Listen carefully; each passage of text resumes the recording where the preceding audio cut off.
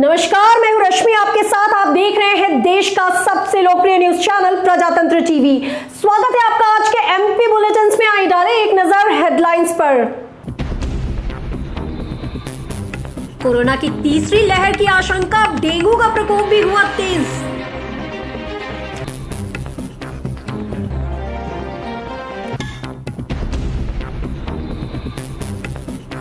पूर्णावास स्थल पर लाने के लिए तेजाजी महाराज की मूर्ति को निकाला गया।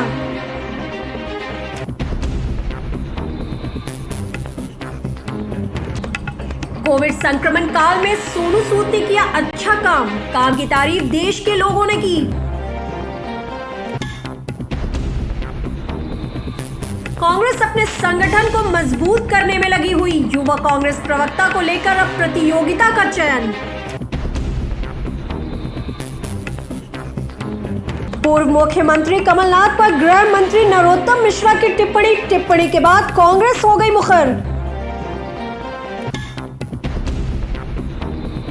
खबरें विस्तार से। रीवा में कोरोना की तीसरी लहर की आशंकाओं के बीच अब डेंगू का प्रकोप भी तेजी के साथ बढ़ता जा रहा है। डेंगू के लगातार बढ़ते मरीजों को देखते हुए डेंगू पर प्रहार अभियान की शुरुआत की गई।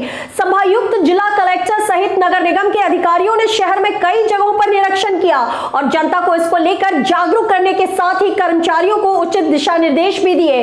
कोरोना की तीसरी लहर की आशंकाओं के बीच इस समय वायरल के साथ ही डेंगू और मलेरिया भी पांव पसार रहा है। रीवा जिले में इन दिनों तेजी के साथ डेंगू का प्रकोप बढ़ता जा रहा है, जिसके चलते अब तक जिले में डेंगू बीमारी के लगभग 26 मरीज सामने आए हैं, जिनके स्वास्थ्य को ध्यान में रखते हुए अस्पतालों में भर्ती किया गया है। दरअसल रीवा नगर निगम के भीतर 45 वार्ड है, परंतु वार्डों की सफाई को लेकर नगर निगम का अमला हमेशा ही निष्क्रिय रहता है, जिसके चलते वार्ड वासियों को परेशानियों का सामना करना पड़ता है। सभी को पता है अभी डेंगू के केसेस लगातार है ना बढ़ रही है। कुछ ज़िले में तो है ना काफ़ी है ना मात्रा में, हमारा ज़िले में भी अभी तक है ना 26 केसेस के आसपास है ना डेंगू का है ना पॉजिटिव केसेस आए हैं। तो सभी लोकल बॉडीज़ को आज है ना सचेत किया है।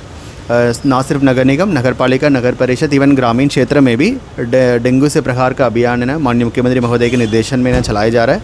आज हम लोग भी ना कुछ कॉलर। रीवा से अगली खबर। रीवा के किला में स्थित मृत्युंजय मंदिर परिसर में भगवान गजानन की विशालकाय प्रतिमा विराजमान है, जिनके दर्शनों के लिए भक्तों का तांता लगा रहता है तथा दूर दराज से अपनी मांगों को लेकर श्रद्धालु गणपति बप्पा के द्वार पर पहुंचते हैं।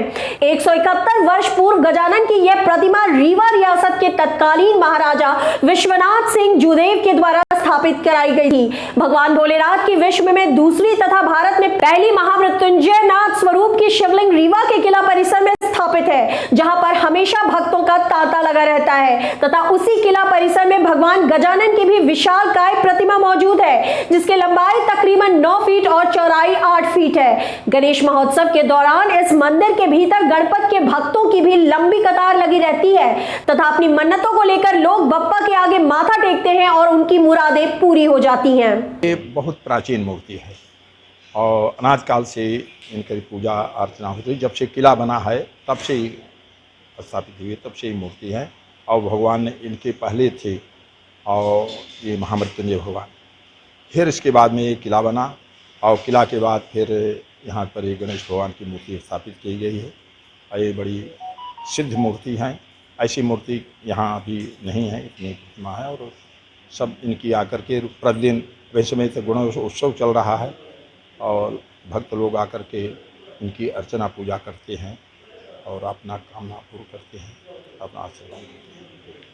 वहीं अगली खबर धार से। धार जिले के निसरपुर में हुई सत्यवीर तेजाजी महाराज की पुनर्वास स्थल पर प्राण प्रतिष्ठा। दरअसल आज से तकरीबन 165 वर्ष पूर्व की गई तेजाजी की डूब गांव पुराने निसरपुर में तेजाजी की मूर्ति को पुनर्वास स्थल पर लाने के लिए मूर्ति को निकाला गया और जैसे ही द्वार से बाहर निकलते वक्त चमत्कार हो गया।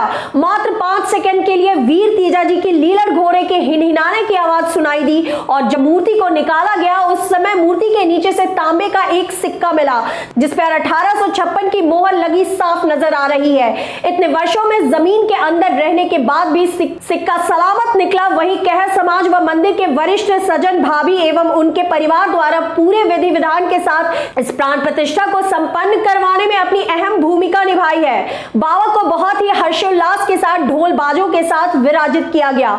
बड़ी धूमधाम से ढोल बाजे के साथ नगर में पुराने निसरपुर से पुनर्वास की गलियों में घुमाने के पश्चात नवनिर्मित स्थान पर लाया गया। 3 दिवसीय यज्ञ का प्राण प्रतिष्ठा की गई। और अगली खबर, कोविड संक्रमण काल में सोनू सूद ने जो काम किया है उसकी तारीफ पूरे देश के लोग कर रहे हैं, लेकिन सोनू सूद ने सिंगरौली के एक पेंटर की तारीफ की है और सिंगरौली आने का भरोसा भी दिया है। असल में इस पेंटर ने कोरोना योद्धा के रूप में सोनू सूद की एक पेंटिंग बनाई है। संक्रमण से जूझ रहे लोगों के लिए सोनू सूद किसी मसीहा से कम नहीं। उन्होंने न जाने कितने संक्रमित लोगों की मदद की है और अब भी मदद का सिलसिला जारी है। ऐसे में सिंगरौली जिले के कुछ युवाओं ने कोरोना योद्धा की तस्वीरें बनाने का काम शुरू किया है।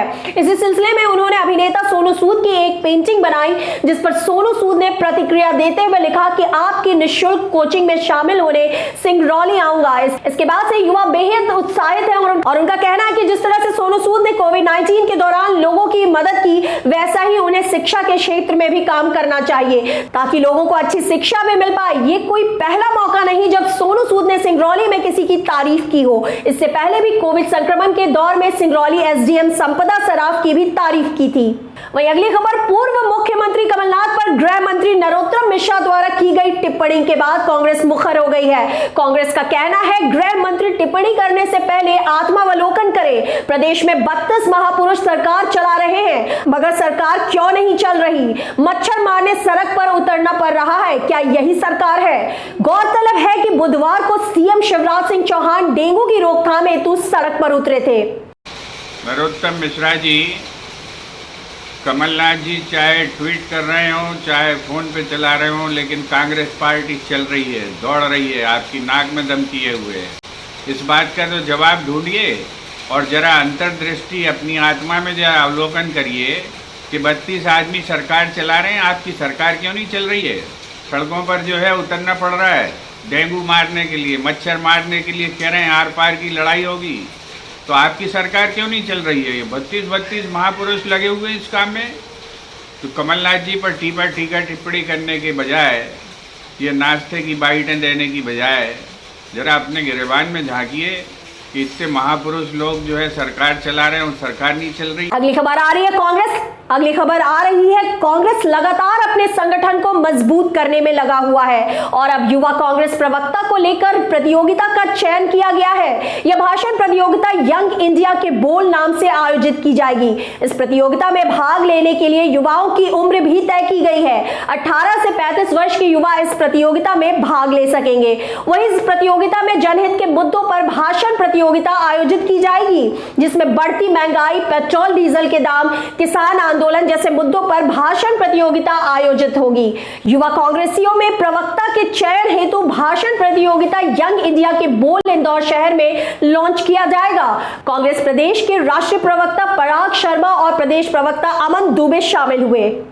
देखिए, राहुल गांधी के बारे में या कांग्रेस के बारे में मैं हमेशा कहता आया हूं, इनका जीन्स अंग्रेजों से जुड़ा हुआ जीन्स है। और मुझे ये कहने में कोई संकोच इसलिए नहीं है कि ये हमेशा से या तो हमारे धर्म पर आक्रमण करते हैं या उन सामाजिक संस्थाओं पर जो देश दुनिया के अंदर केवल और केवल सांस्कृतिक और सामाजिक काम करते हैं, ऐसे लोगों पर आक्रमण करते हैं।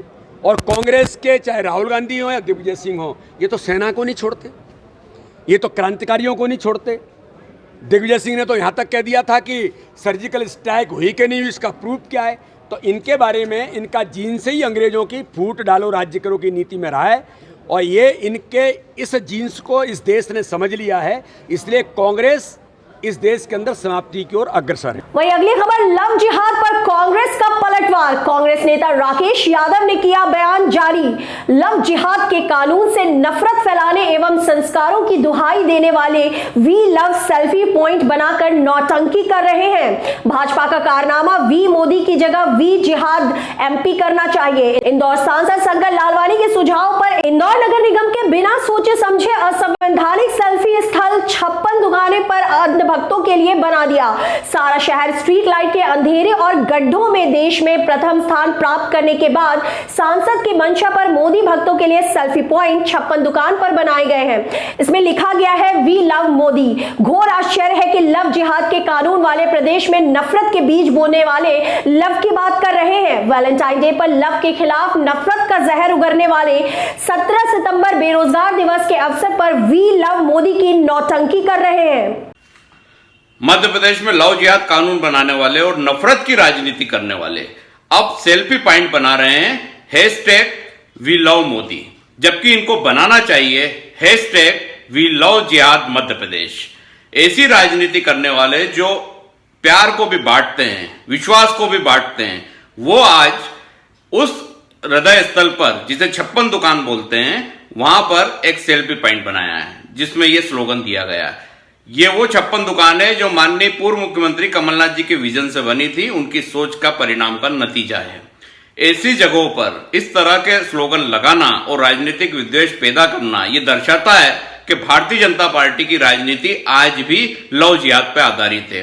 इनको यह भी स्पष्ट करना चाहिए, क्या वहां जो सेल्फी लेने जाएंगे उनको अपना आधार कार्ड बताना पड़ेगा, वरना लव जिहाद का केस तो नहीं हो जाएगा उस स्लोगन के साथ।